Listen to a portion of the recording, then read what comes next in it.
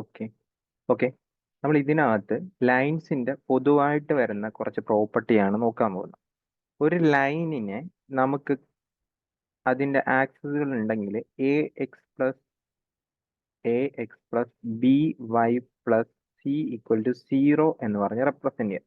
അതായത് എക്സാമ്പിൾ ആയിട്ട് പറയുകയാണെങ്കിൽ 2x പ്ലസ് 3y മൈനസ് 6 സിക്ക് വരെ -6 ഈക്വൽ ടു 0 ഇതെന്ന് പറയുന്നത് ഒരു ലൈനിന്റെ ഇക്വേഷനാണ്. ഇനി ഒരു പോയിന്റ് എടുത്തു കഴിഞ്ഞാൽ ഞാനൊരു പോയിന്റ് എടുത്തു കഴിഞ്ഞാൽ ഇതിൽ ഇഷ്ടംപോലെ ലൈൻസ് പാസ് ചെയ്യാം അല്ലെ, ഇഷ്ടംപോലെ ലൈൻസ് പാസ് ചെയ്യാം. അപ്പം എനിക്കൊരു പോയിന്റ് മാത്രം കിട്ടിയത് കൊണ്ട് ഒരു ലൈനിന് ഒരു 2D ഇതിൽ വരച്ച് കാണിക്കാൻ പറ്റത്തില്ല. അപ്പോൾ ഒരു ലൈനിനെ ഒരു 2D ഫിഗറിൽ വരച്ച് കാണിക്കണമെങ്കിൽ എനിക്ക് മിനിമം 2 പോയിന്റ് വേണം. 2 പോയിന്റ് ഉണ്ടെങ്കിൽ ആ 2 പോയിന്റിൽ കൂടി ഒരു ലൈൻ പാസ് ചെയ്യുന്നതായിട്ട് എനിക്ക് കാണാം.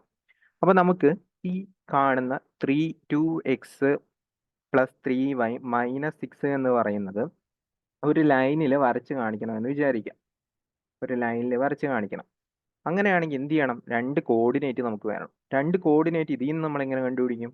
അത് കണ്ടുപിടിക്കാനായിട്ട് ആദ്യം x0 കൊടുക്കുക. x0 കൊടുത്തു കഴിഞ്ഞാൽ y-ന്റെ വാല്യൂ ഇതിൽ നിന്ന് എത്ര കിട്ടും? y is equal to 3y minus 6 എന്ന് പറയുമ്പോൾ 3y ഇസിക്കൽ ടു 6 എന്ന് പറഞ്ഞു കിട്ടും. y-ന്റെ വാല്യൂ 2 എന്ന് പറഞ്ഞു കിട്ടും. ഇനി അടുത്തത് നമ്മൾ എന്ത് ചെയ്യുക? രണ്ടാമത്തെ കോർഡിനേറ്റ് കിട്ടാൻ ഇപ്പൊ x0 കൊടുത്തു, y0 കൊടുക്കുക. y0 കൊടുത്തു കഴിഞ്ഞാൽ x-ന്റെ വാല്യൂ നമുക്ക് എത്ര കിട്ടും? 3 എന്ന് പറഞ്ഞു കിട്ടും. അപ്പോൾ ഒന്നാമത്തെ പോയിന്റ് 3 0, രണ്ടാമത്തെ പോയിന്റ് 0 2, ഇത് രണ്ടുമാണ് നമുക്ക് കിട്ടാൻ പോകുന്നത്. അപ്പൊ ഇതായിരിക്കും ആ ലൈൻ. ആ ലൈനെ ഞാൻ ഡ്രോ ചെയ്തു. ഇനി ഇതേപോലെ തന്നെ 2 ലൈനുകൾ വന്നു കഴിഞ്ഞാൽ എന്തൊക്കെ സംഭവിക്കാമെന്ന് നമുക്ക് നോക്കാം. 2 ലൈനുകൾ ഒരു ഫിഗറിൽ ഞാൻ വരയ്ക്കുവാണെങ്കിൽ എന്തൊക്കെ സംഭവിക്കാം? അതുതമ്മിൽ പരസ്പരം ഇന്റർസെക്ട് ചെയ്യാം അല്ലേ, അല്ലെങ്കിൽ രണ്ടും പാരലായിട്ട് നിൽക്കാം, അല്ലെങ്കിൽ ഒരെണ്ണത്തിന്റെ പുറത്ത് മറ്റൊരു ലൈനായിട്ട് കിടക്കുന്ന രീതിയിൽ വരാം. പോയിന്റ് സൈഡ് ഇങ്ങനെ കിടക്കുന്ന രീതിയിൽ വരാം. ഓക്കെ, അപ്പോൾ ഒരു ഡൗട്ട് ഉണ്ടാവും, പെർപെൻഡിക്കുലർ വരത്തില്ലേ എന്നൊരു ഡൗട്ട് ഉണ്ടാവും. പെർപെൻഡിക്കുലർ വരണമെങ്കിൽ അത് ഇന്റർസെക്ട് ചെയ്യണമല്ലോ മിനിമം. അപ്പൊ ഈ 3 കണ്ടീഷൻ മാത്രമേ ലൈനുകൾ തമ്മിൽ പരസ്പരം കണ്ടുമുട്ടുമ്പോൾ ഉണ്ടാകത്തുള്ളൂ. ഓക്കെ, അപ്പൊ നിങ്ങൾക്ക് ഇവിടെ നോക്കുമ്പോൾ തന്നെ 2 ലൈനുകൾ പരസ്പരം കണ്ടുമുട്ടുമ്പോൾ ഇവിടെ നോക്കിക്കഴിഞ്ഞാൽ ഒരൊറ്റ മീറ്റിംഗ് പോയിന്റിലാണ് കണ്ടുമുട്ടുന്നത്. അല്ലെങ്കിൽ എനിക്ക് ഇതിന് യുണീക്ക് സൊല്യൂഷൻ എന്ന് പറയാം. ഈ ഒരു സാധനത്തിന് യുണീക്ക് സൊല്യൂഷൻ, ഒറ്റ സൊല്യൂഷനേ ഉണ്ടാവുള്ളൂ. ഇവിടെ ഒരിക്കലും കണ്ടുമുട്ടുന്നില്ല, അപ്പൊ സൊല്യൂഷൻ ഒന്നുമില്ല. ഇവിടെ എത്ര ലൈന് വേണേലും ഈ ഒരു എണ്ണത്തിന് മുകളിൽ കിടക്കാം അല്ലേ. ഇവിടെ കറക്റ്റ് ഡിഫൈൻ ആയിരുന്നു 2 ലൈൻ മാത്രം. ഇവിടെ എത്ര വേണേലും ഒരെണ്ണത്തിന് മുകളിൽ ഒരെണ്ണമായിട്ട് കിടക്കാം. അപ്പൊ ഇൻഫിനിറ്റ് നമ്പർ ഓഫ് സൊല്യൂഷൻ ഉണ്ടെന്ന് പറയാം. ഇതിന് ഇൻഫിനിറ്റ് നമ്പർ ഓഫ് സൊല്യൂഷൻ ഉണ്ടെന്ന് പറയാം. ഈ ഒരു 3 കേസസ് ആണ് നമുക്ക് വരുന്നത്. അപ്പോൾ ഇനി അത് 2 ലൈനിന്റെ ഇക്വേഷൻ തന്നു കഴിഞ്ഞാൽ എങ്ങനെ കണ്ടുപിടിക്കുമെന്ന് ചെക്ക് ചെയ്യണം. അപ്പോൾ ഞാൻ ആദ്യം പറഞ്ഞ പോലെ തന്നെ 2x പ്ലസ് 3y മൈനസ് 6 ആണ് ഒന്നാമത്തെ ലൈൻ. ഓക്കെ, അല്ലെങ്കിൽ ഈക്വൽ ടു 0 നമുക്ക് എന്റെ ബിന്റെ ടേമിൽ റെപ്രസെന്റ് ചെയ്ത് കഴിഞ്ഞാൽ a1x plus b1y plus c1 is equal to 0 ഒന്നാമത്തെ ലൈൻ. രണ്ടാമത്തെ line a2x plus b2y plus c2 equal to 0 രണ്ടാമത്തെ ലൈൻ. ഓക്കെ, ഇത് രണ്ടും വെച്ചിട്ട് നമുക്ക് ഇതിന് യുണീക്ക് സൊല്യൂഷൻ ആണോ, ഒറ്റ സൊല്യൂഷൻ ആണോ, അല്ലെങ്കിൽ പരസ്പരം ഇന്റർസെപ്റ്റ് ചെയ്യുകയാണോ, അല്ലെങ്കിൽ പാരലാണോ, അല്ലെങ്കിൽ കോയിൻസൈഡ് കിടക്കുവാണോ എന്ന് നമുക്ക് ചെക്ക് ചെയ്യണം. അതെങ്ങനെ ചെക്ക് ചെയ്യും? ഈ a1ഉം a2 എടുക്കുക. a1/a2 equal to b1/b2 equal to c1/c2 ആണ് എങ്കിൽ ഒരു ലൈൻ മറ്റേതിന്റെ മുകളിൽ ഇങ്ങനെ മേളിലായിട്ടാണ് കിടക്കുന്നത്. ഇപ്പൊ എക്സാമ്പിൾ ആയിട്ട് പറയുവാണെങ്കിൽ ഞാനിത് 2x പ്ലസ് 3y മൈനസ് 6 എന്ന് പറഞ്ഞെടുത്തു. ഓക്കെ, അടുത്ത line 4x plus 6y minus 12 എന്ന് പറഞ്ഞെടുത്തു. ഓക്കെ, നേരത്തെ നമ്മൾ 2x പ്ലസ് 3y ഓൾറെഡി വരച്ചതാണ്. Okay, 2x plus 3y already വരച്ചതാണ്. ഇത് 0 2, ഇത് 3 0 എന്ന് പറഞ്ഞ് ഞാൻ ഓൾറെഡി വരച്ചതാണ്. ഇനി ഈ ഒരു ലൈനെ വരയ്ക്കണമെങ്കിൽ എനിക്ക് 2 പോയിന്റ് വേണം. ആ 2 പോയിന്റ് എങ്ങനെ കണ്ടുപിടിക്കും? ആദ്യം x0 കൊടുക്കുക. x0 കൊടുത്തു കഴിഞ്ഞാൽ എത്ര വരും? 6y ഇസിക്കൽ ടു 12 എന്ന് പറഞ്ഞു വരും. 6y 12 ആണെങ്കിൽ ഒന്നാമത്തെ പോയിന്റ് 0 2 എന്ന് പറഞ്ഞു വരും. ഇതേ 0 2. ഇനി രണ്ടാമത്തെ പോയിന്റ് എത്ര വരും? y0 കൊടുക്കണം. y0 കൊടുത്തു കഴിഞ്ഞാൽ എക്സിന്റെ വാല്യൂ എനിക്ക് 3 കിട്ടും. ഓക്കെ, അപ്പോൾ ഇതേ പോയിന്റ്.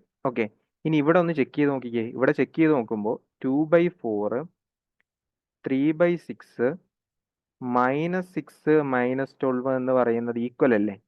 അതായത് A1/A2 B1 equal to B1/B2 equal to C1/C2 വന്നു കഴിഞ്ഞാൽ എന്താണ്? അതിന് ഇൻഫിനിറ്റ് നമ്പർ ഓഫ് സൊല്യൂഷൻ ആണ്. അതായത് കോയിൻസൈഡ്, പരസ്പരം ഒന്നിനു മേലെ ഒന്നായിട്ട് കിടക്കുന്ന രീതിയിലായിരിക്കും ആ ലൈൻ അവിടെ കിടക്കുന്നത്. ഇതാണ് അതിനകത്ത് ഒന്നാമതായിട്ട് വരുന്നത്. A1/A2 equal A1/A2 B1/B2 C1/C2. Okay, അതായത് ഒന്നിനു മേലെ ഒന്ന് അല്ലെങ്കിൽ പാരലായിട്ട് വരുന്ന രീതിയിൽ അല്ലേ? ഇതിപ്പോൾ ഇങ്ങനെ ഇതിന്റെ മുകളിൽ തന്നെ വരുന്നതല്ലേ? അപ്പോൾ ഇതിൽ നിന്ന് തന്നെ നമുക്ക് അടുത്ത കേസ് പറയാം. A1/A2 equal to B1/A2 not equal to C1/C2. അങ്ങനെ വന്നു കഴിഞ്ഞാൽ ഇത് ഇതുപോലെ തന്നെ കുറച്ച് ഒന്നാമത്തെ ലൈൻ ഇങ്ങനെ കിടപ്പുണ്ട്, രണ്ടാമത്തെ ലൈൻ കുറച്ച് ഇങ്ങോട്ടോ മാറി പാരലായിട്ട് വരും. ഓക്കെ, അതായത് അതിന് നോ സൊല്യൂഷൻ ആവും, പരസ്പരം ഒരിടത്തും കണ്ടുമുട്ടത്തില്ല. ഇപ്പൊ എക്സാമ്പിൾ ആയിട്ട് പറയുവാണെങ്കിൽ നമുക്ക് ഈ ഒരു ക്വസ്റ്റ്യനിൽ തന്നെ അടുത്ത പോയിന്റ് നമുക്കൊന്ന് മാറ്റി കൊടുക്കാം. അതായത് C2 ഞാൻ മാറ്റി കൊടുക്കുവാണ്. ആ C2വിനെ ഞാൻ ജസ്റ്റ് 24 എന്ന് പറഞ്ഞെടുത്തെന്ന് വിചാരിച്ചോ. 24 എന്ന് പറഞ്ഞെടുത്തെന്ന് വിചാരിച്ചോ. 24. ഓക്കെ, ഇവിടെ നോക്കുവാണെങ്കിൽ A1/A2 എന്ന് വെച്ച് കഴിയുമ്പോൾ 2/4. Okay, B1/B2 3/6.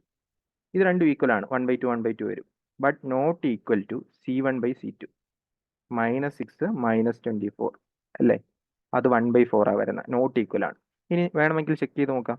ആ ആദ്യത്തെ ലൈൻ നമ്മൾ ഓൾറെഡി വരച്ചു. 0 പാസ് ചെയ്യും, മറ്റേതാണെങ്കിൽ 30 പാസ് ചെയ്യും. ഓക്കെ, രണ്ടാമത്തെ ലൈൻ നോക്കാം. അപ്പോൾ രണ്ടാമത്തെ ലൈൻ വരയ്ക്കണമെങ്കിൽ 2 പോയിന്റ് വേണ്ടേ? അപ്പോൾ എക്സ് ഞാൻ 0 കൊടുത്തു. എക്സ് 0 കൊടുത്തു കഴിഞ്ഞാൽ എനിക്ക് വൈൻ്റെ വാല്യൂ എത്ര വരും? 4 എന്ന് പറഞ്ഞു കിട്ടും. ഓക്കെ, ഇതിനകത്ത് എക്സിൻ്റെ വാല്യൂ 0 കൊടുത്തു കഴിഞ്ഞാൽ വൈ 4 എന്ന് പറഞ്ഞു കിട്ടും. അതുപോലെ തന്നെ ഇനിയിപ്പോൾ y 0 കൊടുത്തു കഴിഞ്ഞാൽ എനിക്ക് എക്സിൻ്റെ വാല്യൂ എത്ര കിട്ടും? 6 എന്ന് പറഞ്ഞു കിട്ടും. എക്സിൻ്റെ വാല്യൂ 6. അപ്പോൾ 6 0. ഓക്കെ, ഇവിടെയാണെങ്കിൽ 0 4. ഓക്കെ, നിങ്ങളത് വരയ്ക്കുവാണെങ്കിൽ കറക്റ്റായിട്ട് വരച്ചു കഴിഞ്ഞാൽ ഈ ഒരു ലൈനിന് പാരലായിട്ട് വരുന്ന കാണാം. അതായത് അവിടെ നോ സൊല്യൂഷൻ ആണ് വരുന്നത്. ഇനി അടുത്ത കണ്ടീഷൻ എന്താന്ന് ചോദിച്ചു കഴിഞ്ഞാൽ ഇന്റർസെപ്റ്റ് ചെയ്യുന്ന കേസാണ്.